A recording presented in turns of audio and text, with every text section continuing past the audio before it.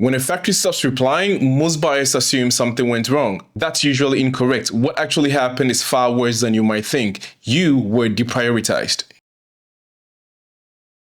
I want to be very clear. Factories don't disappear because they are unprofessional or have a hidden personal agenda against you. They disappear because you stopped making sense to their business. If you think factories are just waiting around for your order, you don't understand how they work internally. Factories don't operate on relationships, even though relationships play a big role in how they deal with you. They operate mainly on three things: capacity, predictability, and throughput. Every factory that I work with tracks buyers internally, not in a formal setting like a CRM, but through performance signals. When those signals drop below a certain threshold, responses slow down. Not because they are angry or anything in particular that you did. The very simple reason is they are busy with better buyers.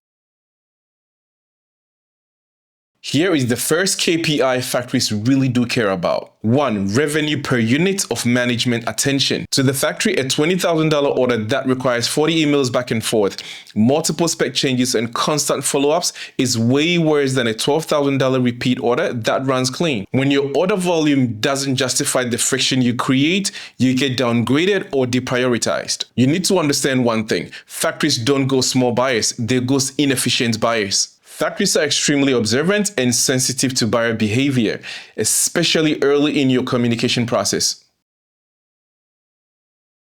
These are red flag signals you send to the factory. 1. Constantly asking for reassurance. Examples are you going to be able to finish production on time? Are you very sure the finished product will be the same as the master samples? Secondly is renegotiating details already agreed. Example is it possible to make it 150 grams and not 145?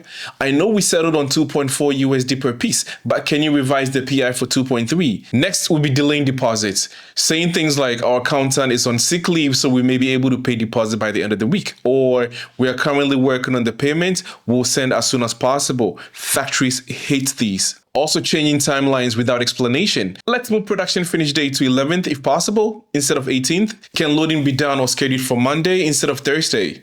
Factories do not like high maintenance clients. So each one tells the factory the same thing. This order will consume time and generate tons of problems. When enough of those signals stack up, your message gets answered, but later.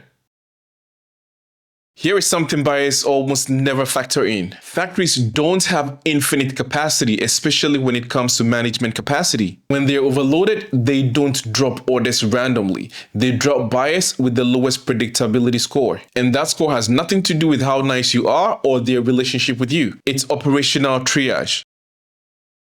Now, I'm going to tell you the moment they decide to go quiet. There's usually a single moment where the factory internally decides, we'll respond when we have time. That moment usually happens after the sample revision, after the quotation change, or right before deposit. That's when they assess whether you are worth pushing through production. If you fail that moment, communication slows, and that's not by accident, it's by design.